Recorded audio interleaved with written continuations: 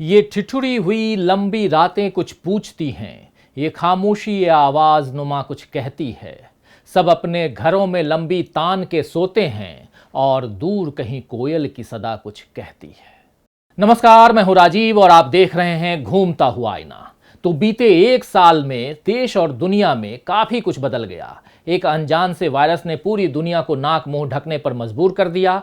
कई देश तालाबंदी की राह पर चल पड़े ताकि बीमारी से बचा जा सके। इस दौरान अर्थव्यवस्था भी बुरी तरह चौपट हो गई।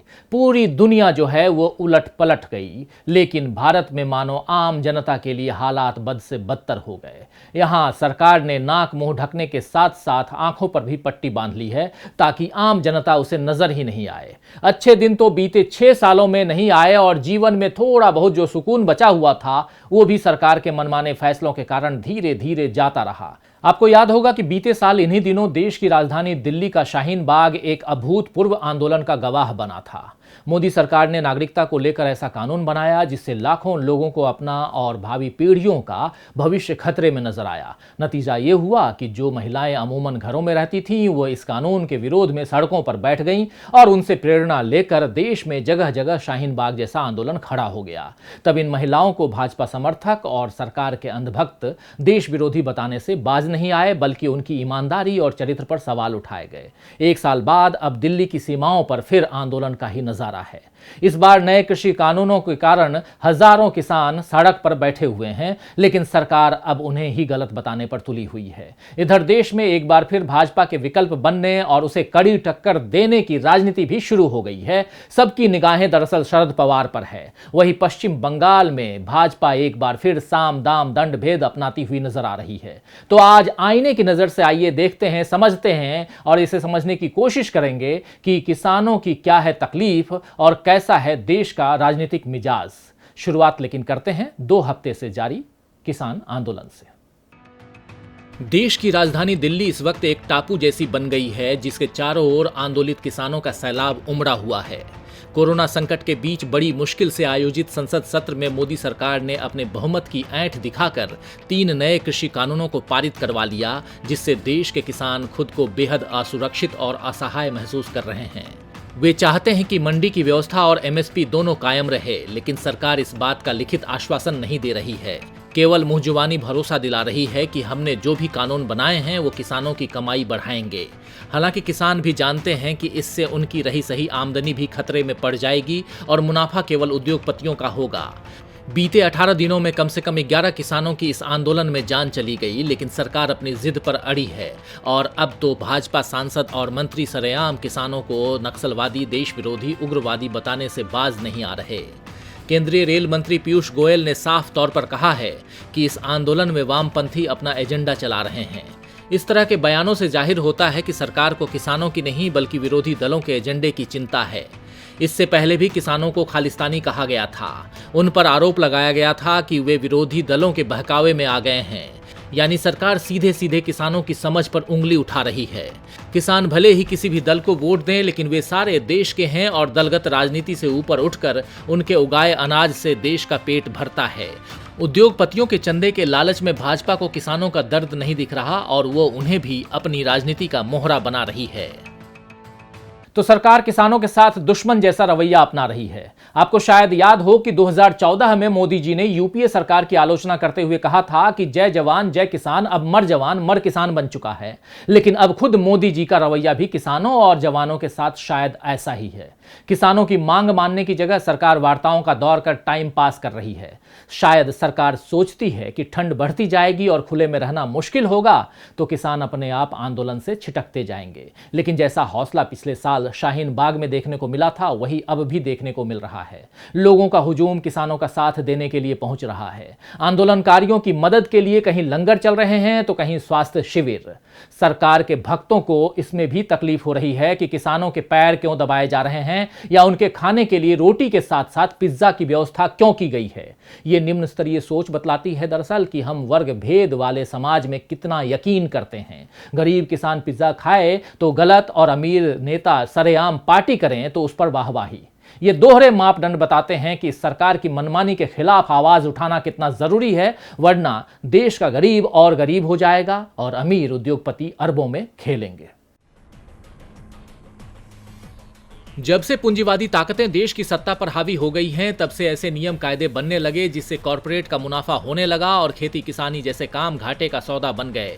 खेती से किसान तभी संपन्न होगा जब उसे उसकी फसल का सही दाम मिलेगा। अब तक सरकार एमएसपी की व्यवस्था कर उसे थोड़ी राहत देती थी, लेकिन अब नए कानूनों से छोटे किसानों के लिए जीवन मरण का सवाल खड़ा हो गया है। सार्वजनिक खरीद के अभाव में किसानों को फसल की कीमतों के लिए खुले बाजारों और वैश्विक उतार चढ़ाव की दया पर छोड़ दिया जाएगा, जिससे उद्योगपति अपने नियम बनाकर किसानों को लगभग अपना गुलाम बना लेंगे। किसानों को अभी भी कमीशन एजेंटों या व्यापारियों की चालाकी से नुकसान होता है, लेकिन कॉरपोरेट की असीमित ताकत के कारण जो नुकसान किसानों को होगा वो भयावह होगा। किसान पहले से अधिक कर्जदार होंगे और उनके पास अपनी जमीन को खोने का डर हमेशा बना रहेगा। बिना जमीन के किसान मजदूर बन जाएंगे और उनकी जमीन उद्योगपतियों के कभी न खत्म होने वाले लालच के लिए इस्तेमाल होगी। मोदी सरकार किस तरह खेती को कॉरपोरेट के हवाले करना चाहती है, इसका ताजा उदाहरण पीएम मोदी का फिक्की की सालाना बैठक में दिया गया वक्तव्य है, जिसमें उन्होंने उद्योगपतियों को कृषि क्षेत्र में निवेश करने की अपील करते हुए कहा कि कृषि में निजी क्षेत्र की ओर से जितना निवेश होना चाहिए था वो नहीं हुआ है और कृषि क्षेत्र में किए गए सुधारों से इस क्षेत्र में खड़ी दीवारों को हटाने का काम किया गया है। वैसे सरकार जिसे दीवार हटाने का काम कह रही है, दरअसल वो संविधान की भावना के विरुद्ध है। सरकार ने राज्यों से बिना सलाह मशविरे के नए कृषि कानून बना दिए और ये कानून राज्यों के सार्वजनिक खरीद के लिए मंडी की व्यवस्था यानी एमएसपी कानून के खिलाफ है। संविधान के मुताबिक राज्य सूची में सूचीबद्ध नियमों पर राज्य के कानून केंद्रीय कानूनों के ऊपर काम करते हैं। कृषि उपज बाजार समिति यानी एपीएमसी कानून मुख्य रूप से किसानों को समर्थन देने और उनकी रक्षा करने के लिए बनाए गए थे, लेकिन नए कानून इस सुरक्षा को तोड़ने का काम कर रहे हैं। संविधान का अनुच्छेद यानी आर्टिकल 38(2) कहता है कि हुकूमत को आय में असमानताओं को कम करने का प्रयास करना होगा और स्थिति, सुविधाओं और अवसरों में असमानताओं को समाप्त करने का प्रयास करना होगा। लेकिन नए कानून खेती को निजी घरानों के पास गिरवी रखकर देश को एक बड़े बाजार में तब्दील कर देंगे। तो उद्योगपतियों के लिए काम कर रही सरकार के कारण देश के किसानों के भविष्य पर संकट छा गया है और वहीं सत्ता के लिए बढ़ते लालच के कारण संविधान की भावना पर खतरा लगातार बढ़ता जा रहा है। पश्चिम बंगाल इसका ताजा उदाहरण है, जहां विधानसभा चुनाव जल्द होने हैं, लेकिन उससे पहले न केवल राजनीतिक हिंसा का दौर बढ़ गया है, जबकि राज्य और केंद्र सरकारें एक दूसरे के खिलाफ आग उगल रही हैं। ऐसा माहौल बनाया जा रहा है कि राज्य में राष्ट्रपति शासन ही अभी एकमात्र विकल्प है। मुख्यमंत्री ममता बनर्जी और राज्यपाल जगदीप धनखड़ जिस तरह एक दूसरे के खिलाफ उंगलियां उठा रहे हैं, वो किसी लिहाज से सही नहीं कहा जा सकता है।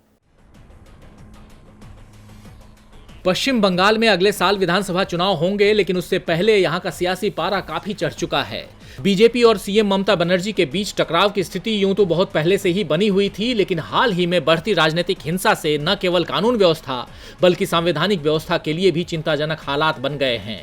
कुछ दिनों पहले जब बीजेपी के राष्ट्रीय अध्यक्ष जेपी नड्डा ने बंगाल का दौरा किया तो उनके काफिले पर पथराव हुआ, जिसका आरोप टीएमसी कार्यकर्ताओं पर लगा।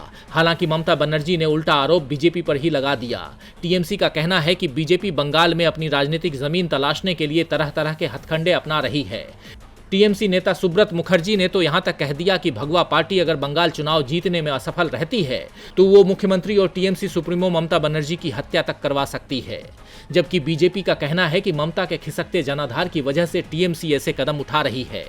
केंद्र और राज्य सरकार के बीच खींचातानी खत्म ही नहीं हो रही है और इसमें प्रशासनिक अधिकारियों को कठपुतलियों की तरह इस्तेमाल किया जा रहा है। हाल के नड्डा प्रकरण के बाद केंद्रीय गृह मंत्रालय ने पश्चिम बंगाल में सेवारत भारतीय पुलिस सेवा यानी आईपीएस के 3 अधिकारियों को सेंट्रल डेपुटेशन पर अपनी सेवा देने के लिए शनिवार को एकतरफा तरीके से तलब किया। सेंट्रल डेपुटेशन पर बुलाए गए तीनों आईपीएस अधिकारी पश्चिम बंगाल कैडर के हैं। गृह मंत्रालय के अधिकारियों का कहना है कि ये फैसला अखिल भारतीय सेवा के अधिकारियों पर लागू होने वाली नियमावली के तहत लिया गया है, जबकि माना जा रहा है कि इस कदम के बाद ममता बनर्जी और बौखला सकती हैं। इधर राज्यपाल जगदीप धनखड़ भी ममता बनर्जी से उखड़े हुए हैं। वे लगातार ममता बनर्जी को चेतावनी देते आए हैं। ममता बनर्जी बीजेपी को लगातार बाहरी पार्टी कहती हैं, जिसकी निंदा करते हुए धनखड़ ने उनसे ऐसी राजनीति से दूर रहने को कहा था जो राष्ट्रीय ताने बाने को कमजोर करती है। धनखड़ ने ममता बनर्जी को यह चेतावनी भी दी कि उन्हें संविधान के हिसाब से ही चलना होगा। तो पश्चिम बंगाल में न ममता बनर्जी झुकने को तैयार हैं और न ही बीजेपी। दोनों ही पक्षों से बदला और बदलाव की तैयारी दिख रही है, जिसमें आम जनता से जुड़े मुद्दों के हाशिए पर जाने का डर है। वैसे भी पश्चिम बंगाल में बीते कुछ सालों में सांप्रदायिक ध्रुवीकरण भरपूर हो चुका है। किसका हिंदुत्व असली है और किसका नकली, अब इस पर बहसें हो रही हैं। जबकि कुछ सालों पहले तक उद्योग, व्यापार, शिक्षा और स्वास्थ्य के मुद्दे जैसे अहम होते थे, ये देखने वाली बात यहां यह होगी कि क्या विधानसभा चुनाव में जनहित के ऐसे मुद्दे प्रमुख स्थान पर रहेंगे या फिर सारा चुनाव हिंदू और मुसलमान, स्थानीय और बाहरी के नाम पर लड़ा जाएगा। वैसे भी खबर यह है कि 17 दिसंबर को deputy election commissioner Sudeep Jain 2 दिनों के बंगाल दौरे पर जाएंगे और कहा यह भी जा रहा है कि चुनाव आयोग बंगाल के चुनाव के लिए किसी भी तरह की ढील देने वाला नहीं है। आयोग अपनी तैयारियों को जल्द से जल्द पूरा कर लेना चाहता है। सूत्रों की माने तो डिप्टी इलेक्शन कमिश्नर अपने दौरे के दौरान राज्य चुनाव आयोग के अधिकारियों और डीएम से मुलाकात करेंगे और चुनाव की तैयारियों का जायजा लेंगे। यानी बंगाल में जल्द ही चुनाव का शोर सुनाई देने लगेगा। यही शोर कुछ वक्त पहले आपको याद होगा कि बिहार में सुना गया था, जिसमें बीजेपी के खिलाफ विपक्ष एक मजबूत गठबंधन बनाने से चूक गया और बाजी बीजेपी के हाथ में लग गई। अब बंगाल में भी विपक्ष का यही हश्र न हो जाए, यह चिंता एनसीपी के मुखिया शरद पवार को है, जिसके लिए उन्होंने खास नसीहत दी है। देखिए ये रिपोर्ट। दैनिक समाचार पत्र लोकमत को दिए एक विशेष साक्षात्कार में राष्ट्रवादी कांग्रेस पार्टी के मुखिया शरद पवार ने कहा कि वर्तमान परिस्थिति में एक सशक्त विपक्षी दल होना चाहिए, जिसे भाजपा की नीतियां मंजूर नहीं हैं और जिन्हें लगता है कि देश में प्रभावी विकल्प होना चाहिए, उन्हें समान विचारधारा वाले दलों को एक साथ लाने की भूमिका स्वीकार करना चाहिए। उदाहरण पश्चिम बंगाल में विधानसभा का चुनाव होना है। वहां ममता बनर्जी के नेतृत्व में टीएमसी की सरकार है।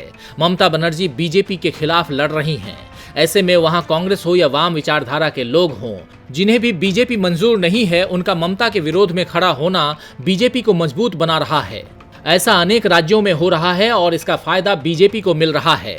मेरे जैसे व्यक्ति की इच्छा है कि एक बार सभी भाजपा विरोधी पार्टियों के साथ संवाद स्थापित किया जाए, प्रयास किया जाए कि क्या कोई सुधार हो सकता है। ऐसा प्रयास करना राष्ट्रीय आवश्यकता है। तो शरद पवार की इन बातों से जाहिर होता है कि विपक्षी दलों में एकजुटता को लेकर नए सिरे से प्रयास शुरू हो गए हैं। वैसे पिछले आम चुनाव से पहले सोनिया गांधी ने भी इस तरह की कोशिश की थी, आपको याद होगा, और ममता बनर्जी ने भी कोशिश की थी। एक मंच पर 20-22 विपक्षी दलों के नेता एक साथ खड़े भी हो गए, लेकिन फिर अपने अपने स्वार्थों के कारण सारी कोशिशें दरकिनार हो गईं। क्षेत्रीय स्तर पर कोई भी दल अपना वर्चस्व कम नहीं होने देना चाहता है और इसका पूरा फायदा बीजेपी को मिलता है। बिहार चुनाव इस बात का साक्षी भी है कि कैसे आरजेडी और कांग्रेस जैसे दलों की महत्वाकांक्षा के आगे जीतन राम मांझी और उपेंद्र कुशवाहा जैसे नेता भी झुकने को तैयार नहीं हुए और इसका पूरा लाभ जो है, पूरा फायदा विपक्षी दल यानी कि बीजेपी को मिला। अब तक कांग्रेस को एक सशक्त विकल्प के रूप में देखा जाता था, लेकिन चुनाव दर चुनाव में मिलती हार और उसकी अंदरूनी खटपट कांग्रेस को लगातार कमजोर कर रही है। कुछ दिनों पहले आपको याद होगा कि यह चर्चा भी चली कि यूपीए की बागडोर शरद पवार के हाथ आएगी, लेकिन कांग्रेस के कुछ नेताओं को इस विचार पर आपत्ति है। हाल ही में 80 बरस के हुए शरद पवार को लेकर पुराने राजनीतिक किस्से नए सिरे से सुनाए जाने लगे हैं और उनमें यही बात उभर कर सामने आ रही है कि कैसे कांग्रेस की दरबारी पॉलिटिक्स का शिकार हुए शरद पवार योग्य होते हुए भी प्रधानमंत्री नहीं बन पाए। इस चर्चा के साथ ये बात भी उठने लगी है कि क्या अब वे यूपीए की बागडोर संभालेंगे। दरअसल कुछ दिनों पहले महाराष्ट्र की महाअघाड़ी सरकार का नेतृत्व कर रही शिवसेना की ओर से ऐसा बयान आया था। खबरों के मुताबिक शिवसेना सांसद संजय राउत ने कहा है कि कांग्रेस अब कमजोर हो चुकी है, इसीलिए विपक्षी दलों को साथ आने और यूपीए को मजबूत करने की जरूरत है। अगर एनसीपी मुखिया शरद पवार को यूपीए का चेयरपर्सन बनाने का कोई प्रस्ताव आता है तो शिवसेना उसका स्वागत करेगी, लेकिन मैंने सुना है कि उन्होंने इस प्रस्ताव को नकार दिया है। वैसे एनसीपी की ओर से गुरुवार को इस बात को ये कहकर खारिज कर दिया गया कि ये सब मीडिया में आई बेबुनियाद चर्चाएं हैं और इस मामले पर यूपीए में शामिल दलों के बीच कोई चर्चा नहीं हुई है। लेकिन कांग्रेस के कई नेता इस कानाफूसी से नाराज दिख रहे हैं। मुंबई कांग्रेस के पूर्व अध्यक्ष संजय निरुपम ने ट्वीट कर राउत के इस बयान पर प्रतिक्रिया दी है। निरुपम ने कहा है कि दिल्ली से मुंबई तक राहुल गांधी के खिलाफ जो अभियान चल रहा है, शरद पवार को यूपीए का चेयरपर्सन बनाने का शिगुफा उसी का हिस्सा है। गौरतलब है कि कुछ दिन पहले जब शरद पवार ने कहा था कि राहुल गांधी में एकाग्रता की कमी है, तब भी कांग्रेस की ओर से इस पर सख्त ऐतराज जताया गया था। एनसीपी और कांग्रेस के बीच ये खींचातानी महाराष्ट्र की सरकार पर भी असर डाल सकती है। तो एक तरफ शरद पवार विपक्षी एकजुटता की बात कर रहे हैं, तो दूसरी ओर विपक्ष के प्रमुख दलों के बीच इस तरह की बयानबाजी चल रही है। ऐसा लगता है कि दो बिल्लियों की लड़ाई वाली कहानी समूचे विपक्ष को नए सिरे से सुनने की जरूरत है। उस लड़ाई में सारी रोटी बंदर के हाथ लग गई थी। आज देश की राजनीति उसी तर्ज पर चल रही है और देश को रोटी देने वाला किसान सड़क पर बैठा हुआ है कि इस रात की सुबह कब होगी। खैर, फिराक गोरखपुरी का एक शेर याद आता है कि उजले उजले से कफन में सहरे हिज्र फिराक, उजले उजले से कफन में सहरे हिज्र फिराक, एक तस्वीर हूं मैं रात के कट जाने की। तो आज के लिए बस इतना ही। फिर मिलेंगे खबरों के नए आईने के साथ। तब तक देखते रहिए टीवी लाइव। नमस्कार।